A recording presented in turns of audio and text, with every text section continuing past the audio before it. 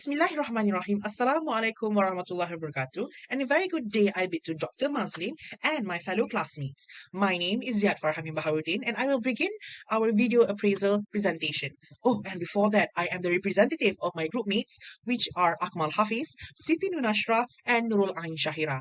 And the movie that we have analyzed is 137 Hours and also Pride and Prejudice. Let's begin, shall we? Why do differences in perception occurs? Of course, with some example from the movies. So let's start with the factor affecting. The first one is physiological factors. This is because in our life, people are not physiologically identical with one another. We are different in height, body type, skin color, gender, so on and so forth, and may affect on how we perceive something. Next, we have past experience and roles. Past experience are more likely the way that we learn from our mistakes. For example, are people in my life who have done certain things and are not able to do that particular thing because they know the consequences. And there are some people who will do that thing because they don't know the outcome of that particular thing. Next is culture and co-culture. So culture, in a definition, is the unique structure of a community, all right?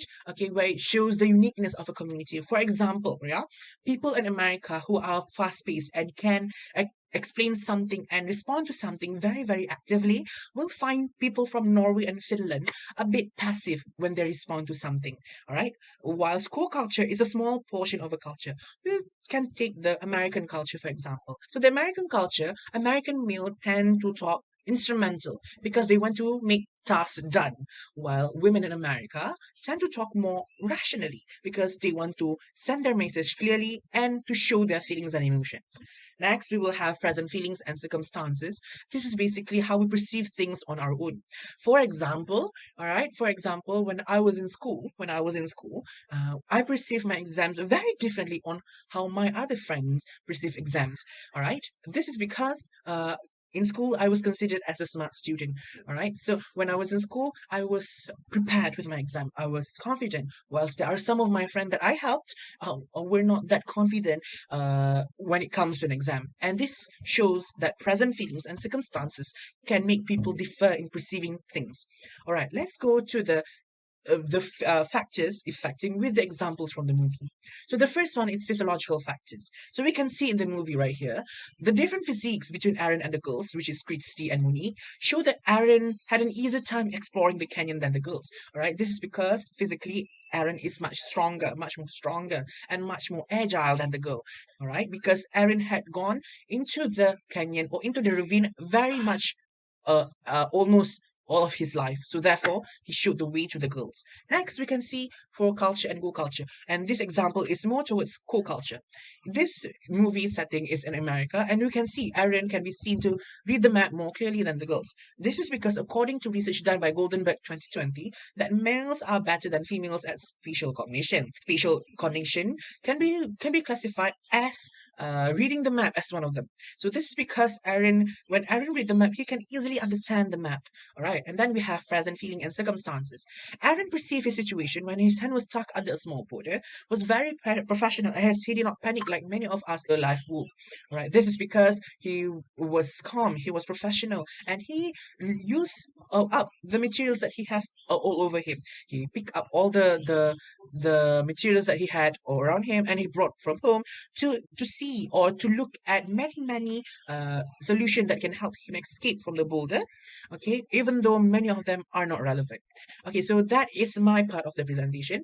I will pass the presentation to the next presenter, which is Nurul Ain Shahira. Hi, I am Aishahira and I will continue with what errors we make in our perception.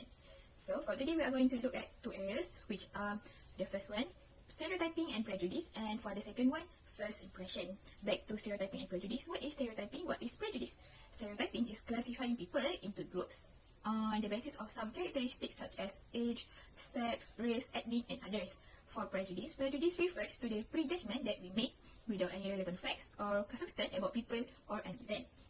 For first impression is an initial opinion about people at first sight. First impression is important since it will affect our assessment towards people, so perceptual checking is needed to avoid inaccurate assessment. Perceptual checking consists of 3 steps, which are the first one, describe observed behavior. The second one, suggest plausible interpretation. And lastly, the third step, seek clarification, explanation, or amplification. Without further ado, I will continue with some examples from the 127 Hours movie. So you biked from Horseshoe, huh? Is that like 20 miles? 17 on the odometer. Oh, I thought it was 17.2. 17.3 actually. You're one of those. Not one of those. So this is an example for errors, stereotyping, and prejudice. As you can see, the girls, Christy and Megan, said that Aaron is one of those. They stereotype Aaron into that specific type of group solely based on their short conversation. This show that they made a conclusion without knowing any relevant facts or circumstance about Aaron. At the end, Aaron denied the perceptions, saying that he is not one of those type of groups. Another example for stereotyping and prejudice is me myself. I am an anime fan. I do watch anime, but when I share my interest to a stranger or to my friends, they will always stereotype me into an obsessed anime fans, which is totally wrong. Just because I say that I am an anime fan, just because I say that I watch anime, they made a perception toward me that I am an obsessed anime fan. This is the errors that they make with their own perception. Now, let's see an example for first impression. There. Oh. I can take it that way if you like. Sorry, the Friday the 13th there. Sounds like. I'm only a psychopath on weekdays. Today's Saturday, so. Can't take this off my face. So that is our example taken from 124/7 Hours movie for first impression. From that video, we see that the girls' facial expression showing discomfort, and they are hesitating to accept Aaron's offer. We conclude that Aaron does not give good first impressions toward the girls. This is due to Aaron being a completely stranger to the girls, and he approached the girls out of sudden. Therefore, the girl is hesitating to accept Aaron's offer. But at the end, Aaron is actually a good guy and properly guide them to the location that they want to go. From this, we can make a conclusion that first impression is important in making our perceptions. First impression will affect our perception and our assessment. Therefore, we need to do perceptual checking in order to avoid from wrong perception and inaccurate assessment toward people. To support this example taken from 124/7 Hours movie, I will share my experience about first impression too. Okay, so last year I met this one girl at an event. I am new to that event, and that is my first time going to that new event. So I went to ask her about directions and some information regarding the event. However, when I approached her, she did not even look at me. And when she is answering my question, she didn't even bother to look at my face and talk to me. But in the middle of the event, we actually have fun and talk a lot.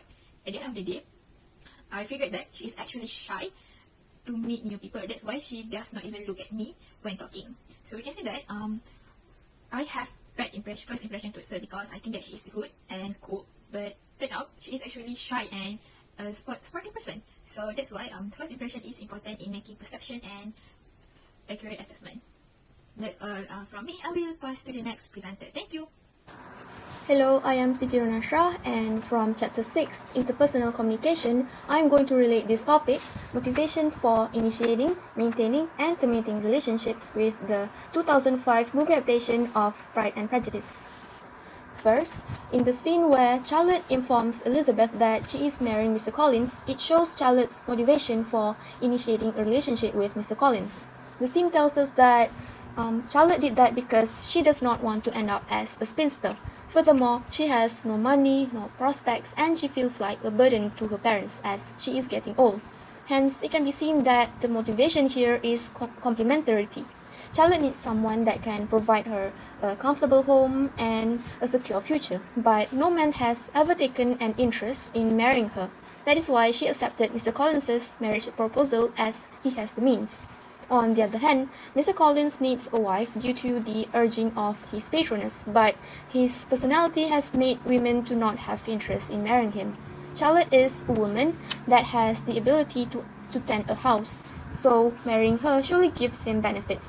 The motivation can also be similarity, as both of them need a spouse, and both of them also do not intend to be romantic with each other. As for motivations for maintaining relationships, it is shown in the scene where, throughout months of parting, Elizabeth and Charlotte keep in touch by writing to each other.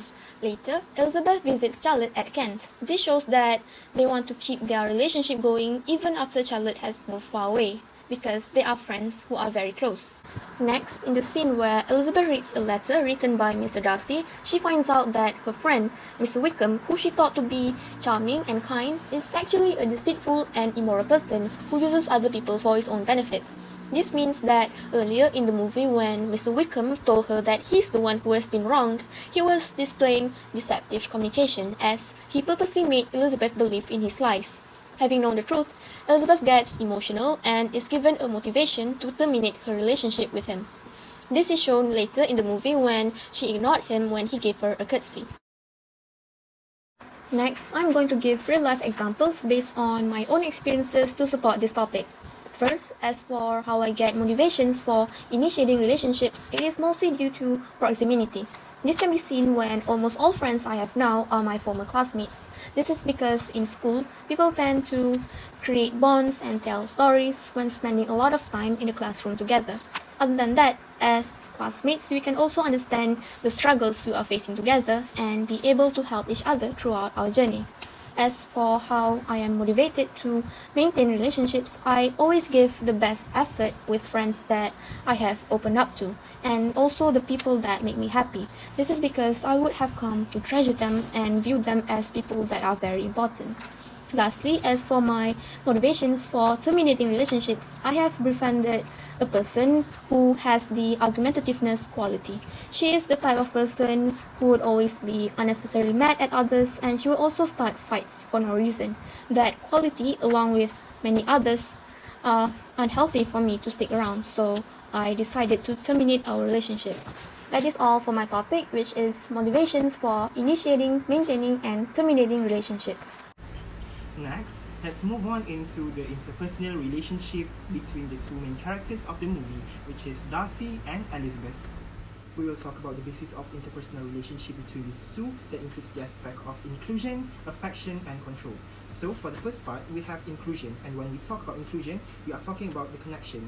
So the connection between these two from the start of the movie can be seen as not inclusive, as Mr. Darcy himself is seen as somewhat arrogant, hard to socialize as he cannot dance and cannot take a joke. But then the movie started to grow, and Elizabeth started to be more open towards the relationship as she learns more truth about Mr. Darcy.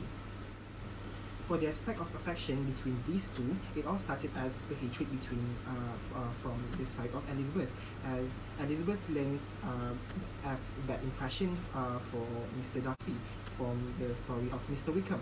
But then the bad impression, the hatred becomes bigger when Mr. Darcy himself confesses love towards her.